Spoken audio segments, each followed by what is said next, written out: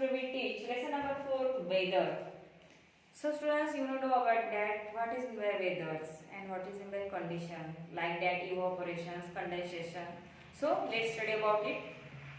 So students, open your textbooks on page number 99. There are 4th number lessons, weather. Here are words. यहाँ पे देखो words दिए गए हैं जो कि आपको नोटबुक में राइट डाउन करने हैं. We know that the changes is the law of nature. आप सभी को पता है जो बदल होते हैं वो नैसर्गिक होते हैं, वो नेचर का क्या है, नियम ही है. Air, water, soil and the sun form a part of this nature. So they also appears to be changing from time to time. At one time we find the sun to be shining brightly, at the next moment we find covered by clouds. तो देखिए air, water, soil, सन, ये सभी क्या है, निसर्ग के part है, nature के part है. और हम कभी कभी देखते हैं कि हमें जो है कि सन ब्राइटली दिखता है, सूरज दिखता है, अच्छी किरणें दिखती है और 10 मिनट के बाद या कुछ सेकंड के बाद डायरेक्टली वहाँ पे क्लाउड आ जाती है. अभी देखिए सनी वेदर्स किसे कहते हैं. Look at the picture of sun, आप सभी को पता है. The day may be the clear at one moment, but it may change into a storm at the next moment. देखिए कभी कभी क्या होता है, एक क्लियर मोमेंट रहता है और नेक्स्ट टाइम पे क्या हो जाता है, टोटली स्टॉर्म आ जाता है. A dry day get converted into rainy day into no time day in no time. All this forms weather. और कभी कभी दिन कैसा होता है, ड्राई होता है और बाद में अचानक से बारिश आ जाती है. ठीक है. Weather keep on the changing, it may be the clear in the morning and stormy. तो देखिए जो वेदर्स होता है वो कैसा होता है, मॉर्निंग के टाइम पे क्लियर होता है, stormy, windy, rainy at night. और कभी रात को क्या होता है, हवा आती है बहुत जोर से, बारिश हो जाती है. Have you ever observe rainy day. क्या आपने रेनी डे में कुछ ऑब्जर्व किया. What do you observe during this weather. उस टाइम पे आपने क्या ऑब्जर्व किया कि सुबह में क्या होता है, सनलाइट होता है, सूरज की किरणें होती है, रात को बारिश आती है. दिस वाटर्स, देखो अगर हम क्या करते हैं, हमारे कपड़े सुखाने के लिए डालते हैं बाहर जो है कि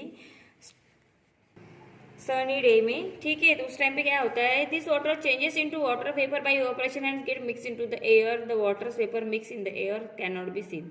तो हम क्या करते हैं, गीले कपड़े सुखाने के लिए डालते हैं बाहर धूप में. तो उस टाइम पे क्या होते हैं, हमारे कपड़े जो है जल्दी सूख जाते हैं जब धूप अच्छी हो. जैसे कि अभी समर टाइम चल रहा है तो अभी धूप कैसे होती है, ब्राइट होती है, अच्छी रहती है. So the water disappears and the wait floor और ए क्लॉथ बिकम ड्राई. तो उस टाइम पे क्या होता है, जो कपड़े हुए जल्दी सूख जाते हैं. जहाँ पे हमने फ्लोर को वेट किया रहता है, ठीक है, वहाँ पे पोछा मारा, वो भी जल्दी सूख जाता है और क्लोथेस ड्राई हो जाते हैं. Things get dried when their water changes into water vapors and move into the air. तो क्या होता है स्टूडेंट्स, उस टाइम पे जो वाटर्स रहता है तो वहाँ पे वाटर्स की वेपर्स बन जाती है, उसकी भाप बन जाती है और वो एयर में कन्वर्ट हो जाती है.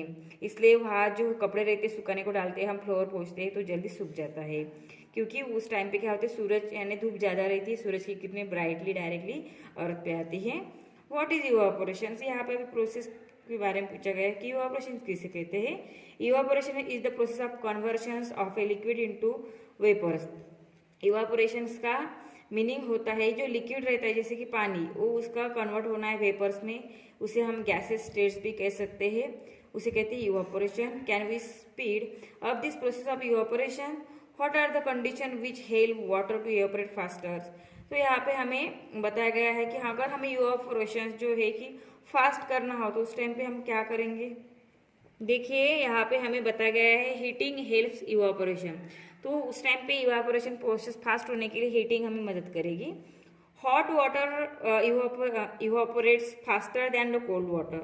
तो अगर हमने पानी गर्म कर दिया तो ज़्यादा इवेपोरेट हो जाएगा. कोल्ड वाटर से, ठंडे पानी से जल्दी गर्म पानी इवेपोरेट होता है.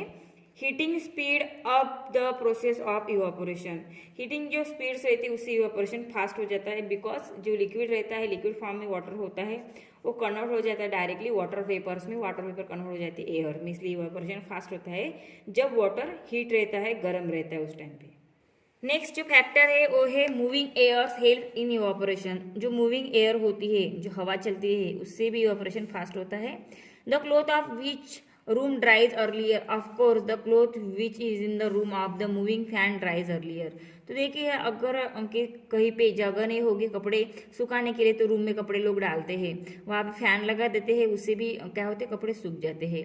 Moving air help water to evaporate faster, it speed up the process of evaporation.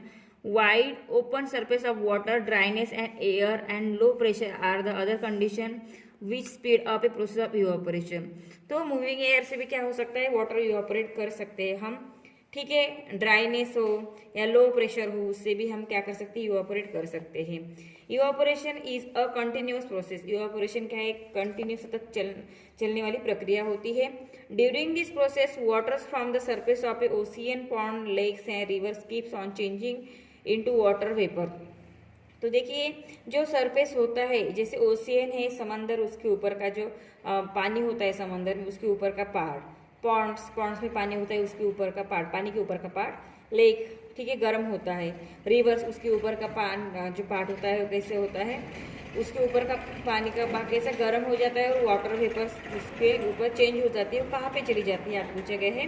Which goes up into the air, the water vapour in the air is responsible for the cloud formation of A rainfall. तो देखिए यहाँ पे कहा गया है कि जहाँ पे बारिश होती है उसके लिए भी वाटर वेपर इवापोरेशन काम आती है। तो चलिए देखते हैं। On cooling, water vapor changes into liquid water by the process called a condensation. Condensation is just a reverse process of evaporation। देखिए फिर क्या होता है, इवापोरेशन के बारे में मैंने अभी आपको सिखाया। अब वो जो एयर्स है वो क्या हो जाती है, कूल हो जाती है, फिर से लिक्विड फॉर्म में बन जाती है, उसे कहते हैं कंडेंसेशन। यानी पहले हमने क्या किया था, वाटर को गर्म किया था, उसकी वाटर वेपर बन गई थी, उसे कहते हैं इवापोरेशन। देन उसी वेपर्स को जब हम ठंडा करते हैं फिर से वो लिक्विड फॉर्म में आ जाते हैं, उसे कहते हैं condensation. It just the reverse process of evaporation. The air outside the tumbler contains the water vapour, the water vapour of air strikes against the ice core of outer surface of a tumbler and thus change into water drops by the process of condensation। So water drops appear on the outer surface of the tumbler। अगर हमने एक tumbler में ये ले लिया water, जो cube होते हैं वाटर्स के, यानी आइस क्यूब कहते हैं उसे, तो क्यूब हम जब रखते हैं तो देखो आप आजू बाजू में या ग्लास में अगर आपने ले लिया तो उसके आजू बाजू में हमें ड्रॉप दिखेंगे, यानी उसका मीनिंग क्या होता है, वहाँ पे जो है उसकी इवापोरेशन प्रोसेस होती है उसके ऊपर, साथ में कंडेंसेशन भी होती है, दोनों प्रोसेस होती है। Sometimes early in the morning we find water droplets on the grass. कभी कभी देखिए हम क्या करते हैं, सुबह सुबह जब उठते हैं तो हमें ग्रास के ऊपर वाटर वेपर्स दिखते हैं, ड्रॉपलेट दिखते हैं, छोटे छोटे बिंदु दिखते हैं पानी के ग्रास के ऊपर। दे आर कॉल्ड ड्यू, उसे ड्यू कहते हैं। At night, grass become cooler than a soil. Water vapor present in the air above the surface of the earth come in contact with the grass and condenses on it in the form of a water droplets। तो देखो उस time पे क्या होता है, रात के time पे ग्रास जो होता है वो ग्रास है ना, उसकी पत्ती जो होती है बहुत ठंड हो जाती है, ठीक है। फिर वहाँ पे जो उसमें वाटर प्रेजेंट होता है उसमें एयर और अर्थ के सरफेस के कांटेक्ट में आने की वजह से वहाँ पे कंडेंसेस एक प्रोसेस होती है, कंडेंसेशन हो जाती है और फिर जो वाटर्स होता है वो ड्रॉपलेट्स में फॉर्म हो जाता है और हमें ग्रास के ऊपर दिखता है। So we have come to know that the water from a surface of a ponds, lake, rivers and ocean go changing into water vapour due to the heat of the sun and move into the air. तो जो pond से, lake से, river से, ocean है, यहाँ जो पानी होता है इस पर डायरेक्टली सूरज की किरणें गिरने के बाद उसके ऊपर के सरफेस की क्या बनती है, भाप बनती है, वेपर्स बनती है और एयर में वो कन्वर्ट हो जाती है।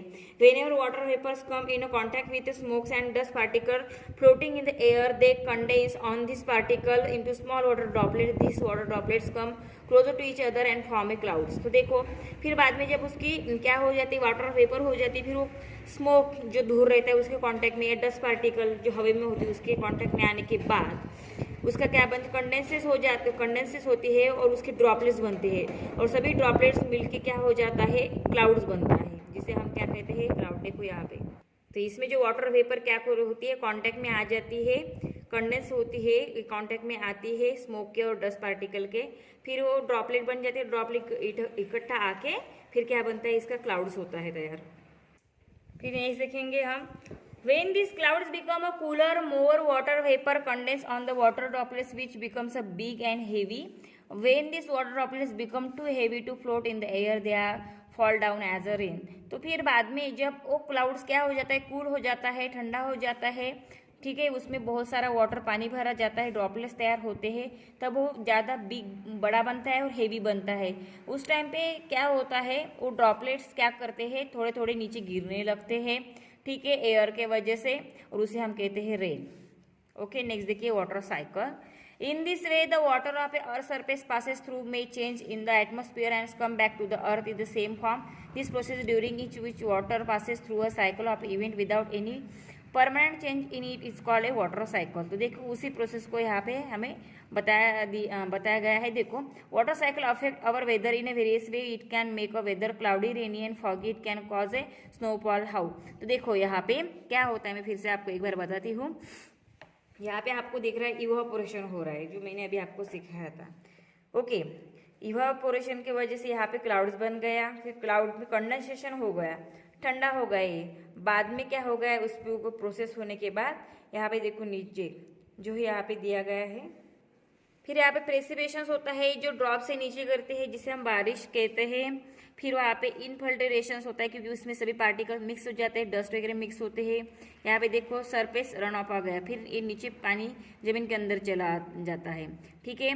और कुछ पानी यहाँ पे जो हमें ओशियन वगैरह दिख रहा है, नदी, वहाँ पे चला जाता है। फिर से इवापोरेशन होता है, ट्रांसपिरेशन भी होता है। दोनों प्रोसेस से क्या बनता है, क्लाउड्स बनता है, भी कंडेंसेशन होता है। ऐसी प्रोसेस चालू रहती है, इसे कहते हैं वाटर साइकिल।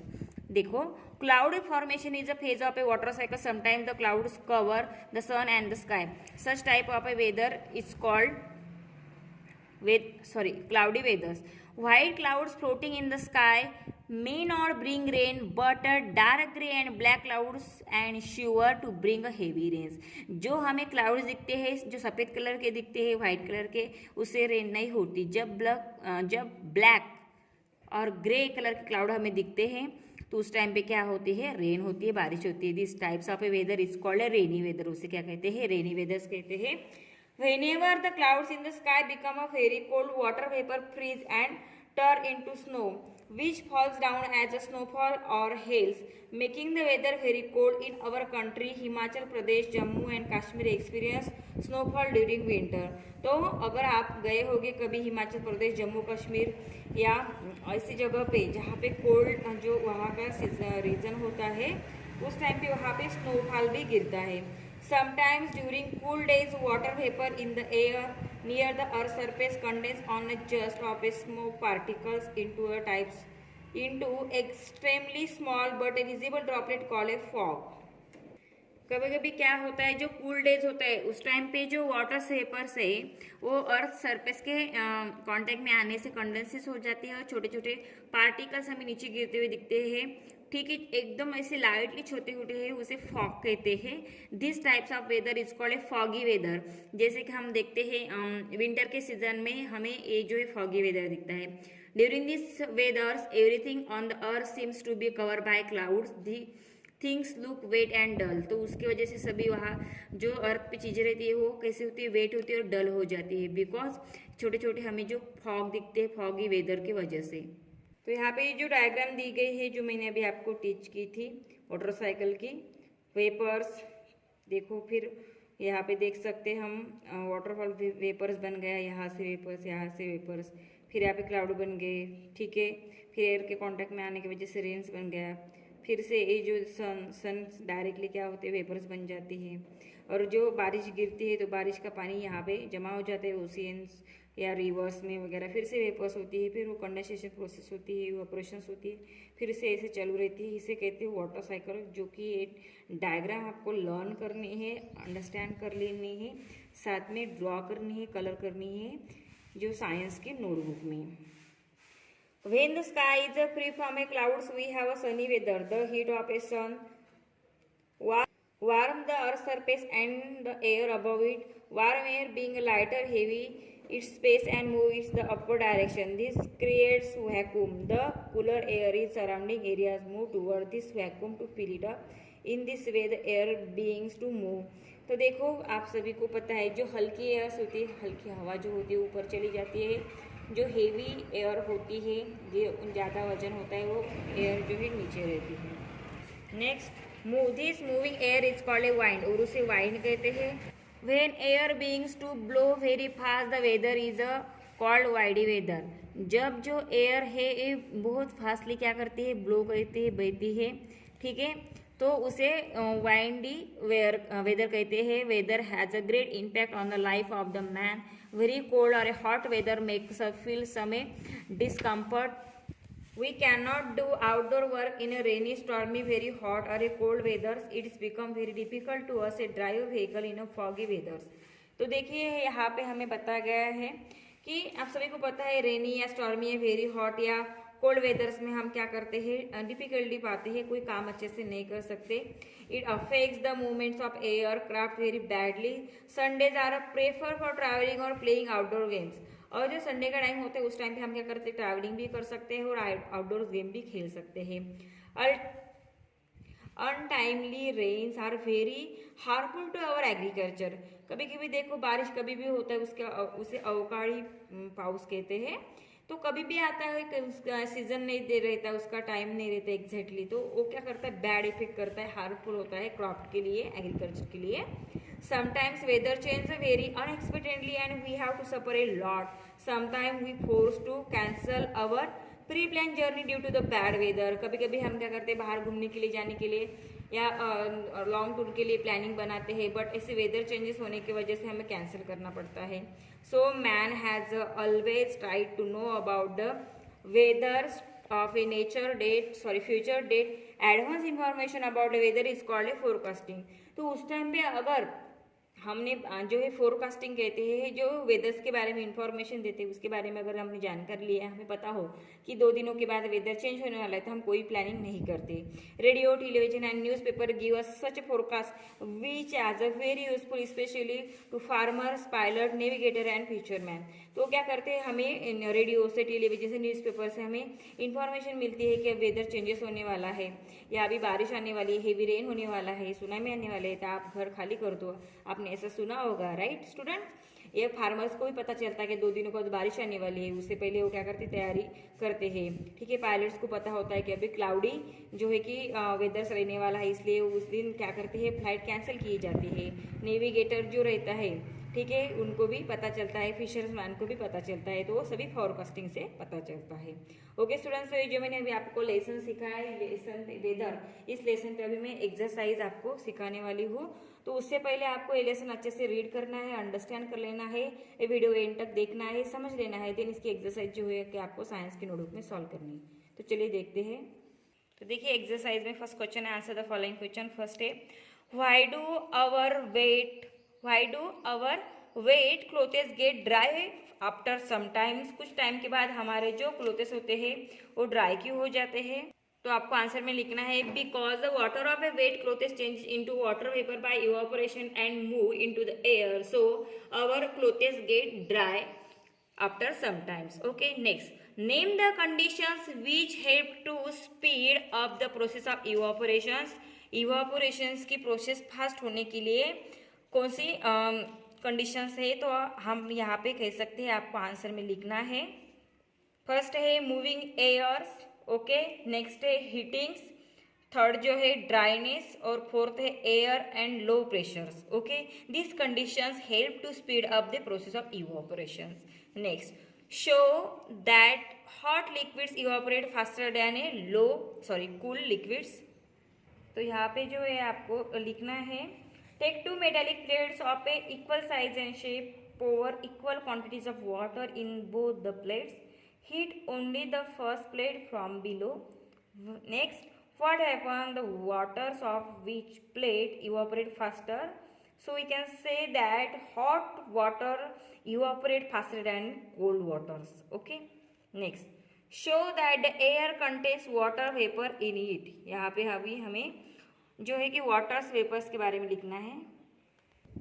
तो फिर यहाँ पे आपको लिखना है कि वेपर्स जो है वाटर वेपर्स, उसमें एयर में वाटर वेपर कैसे कंटेन होते हैं, तो आपको आंसर में लिखना है, evaporation is the continue process. During this process water from the surface of ocean, ponds, lakes, rivers keeps on changing into water vapour which go up into the airs. Okay, next, explain the water cycles. यहाँ पे हमें कहा गया है कि water cycles के बारे में लिखना है।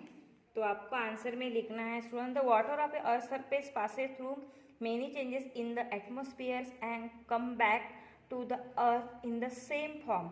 This process during which water passes through a cycles of event without any permanent change in it is called a water cycle. Next, how are dew and fog formed? तरह से form होते हैं, आपको आंसर में लिखना है students. At night, grass become cooler than soil. Water vapor present in air above the surface of earth come in contact with grass and condense on a it form of water droplets called as a dew. And during cool days, water vapor in the air near the earth's surface condense on a dust or a smoke particle into extremely small but visible droplets called as a fog. Okay, next. Explain the process of a cloud formation, rainfall and snowfall. यहाँ पे हमें process बतानी है, cloud किस तरह तैयार होते हैं, रेनफॉल और स्नोफॉल किसे कहते हैं. तो स्टूडेंट्स यहाँ पे आपको आंसर में लिखना है, cloud formation is a phase of a water cycle. Sometimes the cloud cover the sun and the sky. Okay. Next आपको लिखना है, white clouds floating in the sky may not bring rain, but dark gray or black clouds are sure to bring heavy rains. This type of weather is called as a rainy weathers. Okay.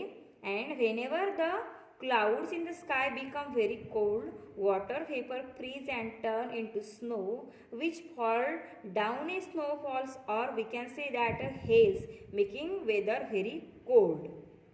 Next question is fill in the blanks by choosing suitable words from the list given below.